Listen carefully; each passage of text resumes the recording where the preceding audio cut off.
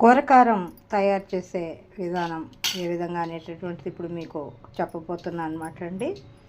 కూరకారానికి కావలసినటువంటి పదార్థాలు: పచ్చిశనగపప్పు, చాయ్ మినపప్పు, ఎండుమిర్చి, జీలకర్ర, ధనియాలు.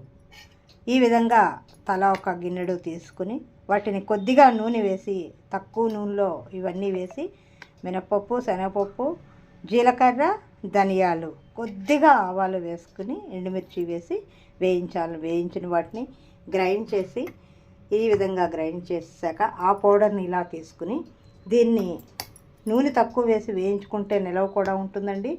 ఈ కూరకారాన్ని మనం ఏ కూరల్లో వాడచ్చు అంటే బీరకాయ కూర, దొండకాయ కూర, అదేవిధంగా వంకాయ కూర, ఈ విధంగా కూరకారం పెట్టి వండుకునేటటువంటి అన్ని కూరల్లో కూడా కూరకారం వేసుకోవచ్చండి. ఈ పౌడర్లోనే మరొకటి చేయొచ్చండి. ఏమిటంటే 2 నిమ్మకాయలు పిండుకోవచ్చు ఈ కారంలో. అది ఇష్టమైతే పోపు వేసుకుంటే నిమ్మకాయ కారం రెడీ. అదేవిధంగా 2 టమాటాలు మగ్గబెట్టి మగ్గిన టమాటాల్లో ఈ పౌడర్ వేసేసి కొద్దిగా పసుపు, ఉప్పు, కొద్దిగా పోపు వేసుకుంటే టమాటా పచ్చడి కూడా రెడీ. ఒక్క కారం 100 ఉపయోగాలు.